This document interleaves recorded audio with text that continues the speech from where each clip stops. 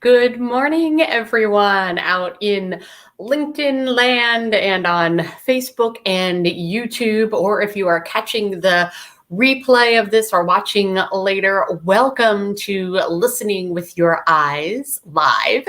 This is a quick morning, comes to you every Tuesday, chance to get some body language tips and to ask questions or make comments and figure out what is burning in your mind when it comes to body language and what you're seeing. We're at a very interesting time right now, and I would love to hear your comments on the transition as it is going.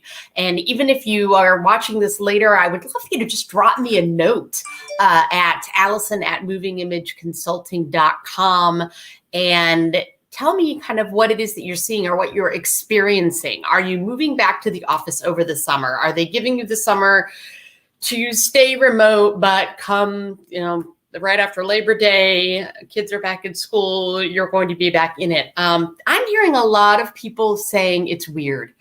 Going into the office for the first time almost feels like their first day.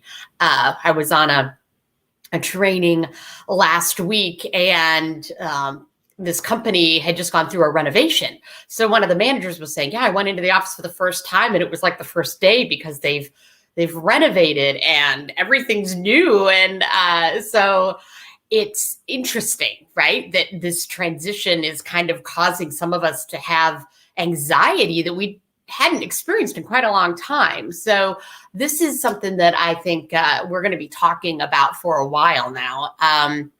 Hey, Therese is here this morning. Yay, so good to see you. And she, I think, did the comment post? I think so. Yes, we're supposed to be in the office, but no one is. So interesting. They've given the yes, come back to the office, but everybody's still staying home, which is, I guess, another thing. And there's, of course, a lot of talk about this going back. Should we be going back? The power of you as an employee to maybe stand up for a little bit more work-life balance, all of those things. Well, my guest today is Tami Palmer, who, as you know, if you've been following over the summer, I'm taking snippets from past interviews and keeping them shorter so they're more like tidbits.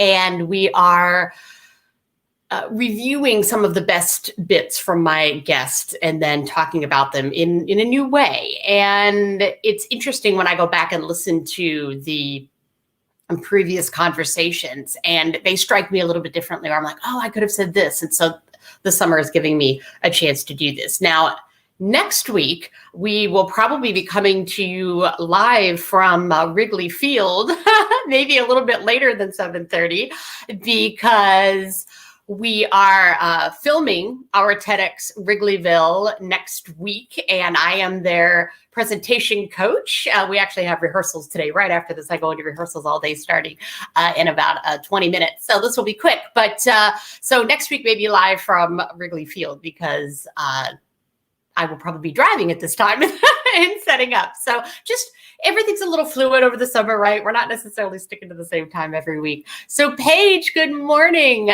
She mentions that, the university is doing hybrid. So this new thing of non-assigned spaces where you don't necessarily have your desk and you just have a locker kind of idea. Looks like only about 20% of folks are planning to go in right now. Right. And where I teach at the College of DuPage part-time, and originally my class in the fall was still going to be hybrid. Now it's like half and half, where half of it will be virtual, half of it will be in person. And maybe by October when it starts, they'll have us in the classroom if we're all vaccinated or something, who knows. But yeah, this fluid time is really interesting. So getting back to Tami, I just wanted to make sure that everybody has her contact info. So, and it's, it's not coming up on LinkedIn. Something must be biffed there, which is weird. I don't know why it's not posting, but greyzonementoring.com is her website where you'll find her. Let's move right on into the first clip that I want to show. So here we go. I think as a rule, women often go to one extreme or another. They're too aggressive, they're too passive, they're not assertive enough. So on the passive side, it's what we talked about with the shoulders in, the not making eye contact, the conveying that they're not in their own power and that they're lacking confidence or knowledge or something. But then we see women that go to the other extreme, that they feel like they have to overspeak or over be present to get their command across and, you know, show up like a guy and be as brusque and intense. And all right. So I love this comment because what I think it's really hitting on the difference between individuals that are come across as feeling overbearing or those that might be kind of on the shy scale. This can be seen. First of all, I'm going to show you how you might see this. And then I'm going to talk about the bias or the misconception that sometimes occurs with this. I've been thinking a lot about kind of biases and misconceptions lately. So one of the ways that you'll see this is, sometimes when people feel like they need to impress themselves upon you, they'll take up more space physically, both men and women. Tami was talking particularly about how to help women in the workplace, but there's kind of a physical taking up of space. They may even be spreading their stuff out on the table. And I've probably talked about this in a different live, that usually my comment is, you don't want to try to take up the same amount of space or even more than the person who's already making a play for space. Because oftentimes this is a want to kind of control and command. It's the alpha feeling, right? Animals all across the planet are, set their markers for where their territory is, that kind of thing. This is how humans do it. We take up space. And it also can, but there's a couple other things. It can also be I'm taking up bigger space because I don't want you to invade my space. And that is something that can happen, where people are kind of being bigger because if they gesture wider and larger and take up more space, that kind of keeps other people at bay. So be aware of that. If somebody is taking up a lot of space, you leaning in and getting into their space might be the wrong move, okay? Or going in for the big hug or right now, the handshake with the back slap and stuff is kind of a no-no. So if people tend to be taking up more space, it may be protective. And we don't usually think about that. We usually think about the shy covering up protective versus I'm taking up more space.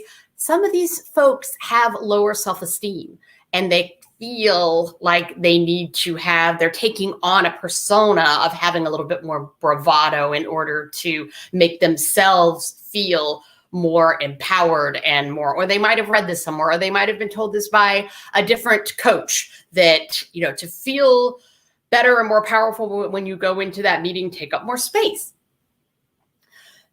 Be aware of that. It may bite you if you go in giving them the room or, thinking that it's this bravado play when they may actually have self-esteem issues. So it could be the opposite. The other thing is that really narrowing and taking up less space kind of idea, or being more what we would call shy or introverted.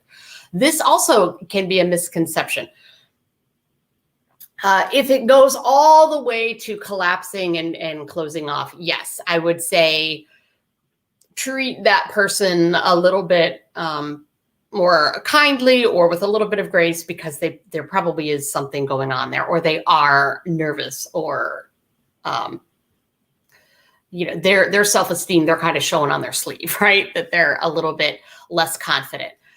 However, if somebody's just taking up narrow space, but it doesn't kind of collapse in, these people, I think, are the most, what do I want to say? They are misconstrued more often because they are very, very confident in themselves, and they don't have to do one or the other. They don't need to shrink and they don't need to expand. So when somebody is just very confident and kind of using the great posture that I always talk about and things, some people have a bias or misconstrue that as that they have less confidence or that they aren't prepared or something because they're being a little bit quiet and just taking it all in, and they're actually being a really good listener, and they're just very confident in themselves. So be aware of that, particularly my clients that tend to be a little bit more open and gregarious or magnanimous or whatever big word you want to use for that. Some of those folks tend to go for that, oh gosh, they're not very confident, they're shy, when they're just taking up a normal amount of space. So watch that normal. All right, next clip. Let me get back into that part of it. So let's listen to what Tami has to say next. In my talk, Be Bold, Not Bossy, I talk about the B words, that women go to the other. So I have a concept. I'll go back a second and explain this because I think it's kind of interesting. Of the boldness barometer is what I came up with. So on one end, we've got that passive, meek, quiet, disengaged, disinterested. So when you're quiet, I don't know if you are clueless as to what's going on and you're just like, I'm just going to sit here and keep my mouth shut because I don't know what's happening. Or if you have a million great ideas, but you're not confident enough to express them. And so I'm going to make up my own ideas about them. And that's what we talked about earlier. On the other end, you've got bold, brash, brazen, the bad B word, and like all that bucket of intensity. And sometimes we think when we come across strong, then we're really getting our message across. And that is a real turnoff, right? And so the way I talk about it in my talks is that the balance is blending assertiveness, humility, and tact. And when we can get that together, that's when we're at our peak in terms of being heard. So there were a lot of great tidbits in there. The boldness barometer, I love that. And the idea of this balance between listening and holding on to your ideas until the appropriate time, or not seeming very bold and confident, versus the other, which is that overbearing. And, you know, women unfortunately have been maligned a lot in the last few years for that idea, right? When, as women's empowerment and all of that stuff has come up, then if we take it too far, and our too far is not as far as male too far. So, you know, if you're thinking that right now, that is absolutely true. When what you feel like is probably a normal reaction for any man is going to be perceived as more brash, more B word, more all of those things, because of the perception that is just around. It's going to take a little bit longer before we kind of even the scales on that. So this idea of balance is really great. It's just what we were talking about, the difference between the large or the really narrow. That centered, confident place is a really great place to start with. And no matter whether you're still meeting virtually, the good posture, the confident sitting back from the screen, making sure your lighting's good, all of those things still apply, everybody. And I hear from some people that the longer they're on Zoom, the more those things are kind of dwindling away again.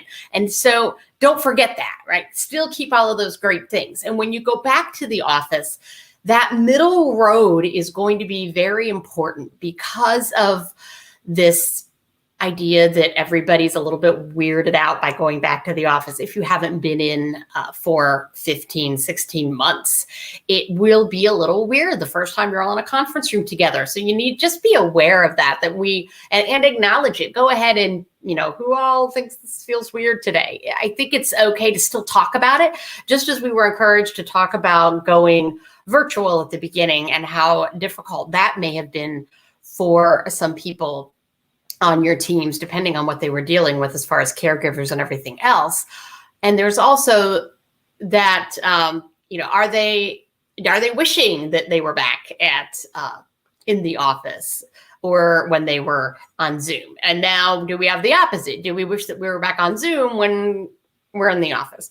So we're still in this needing to give everybody grace kind of period. And it's going to be different for every business. It's going to be different for every situation because I know I've said this before, but I think it bears repeating that everybody's been through the same storm, but everybody's in a different boat.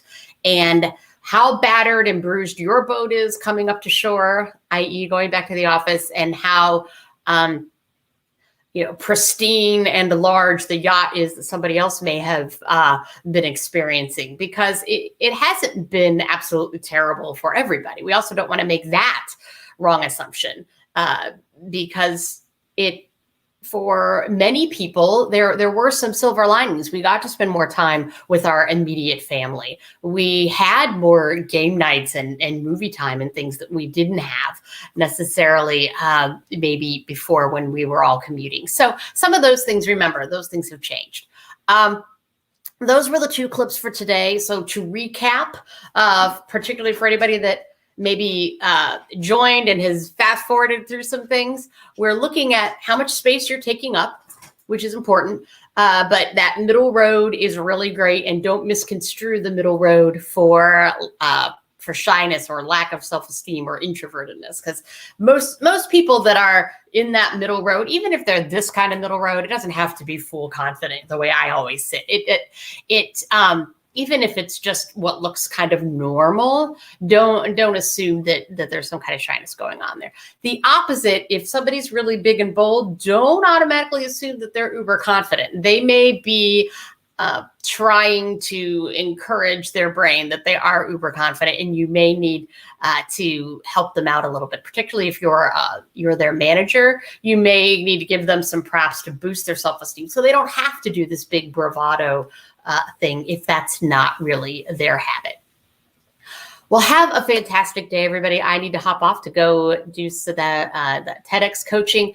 Next week, we will see you from TEDx Wrigleyville, most likely, because I will be there at some point in the day, which will be fantastic. It's super fun. And I encourage you, right off the top of my head, I'm not remembering what the date of our streaming is. We're just filming next Tuesday. You can't watch it yet, but because we still cannot have audience watching the way we will next year. Yay!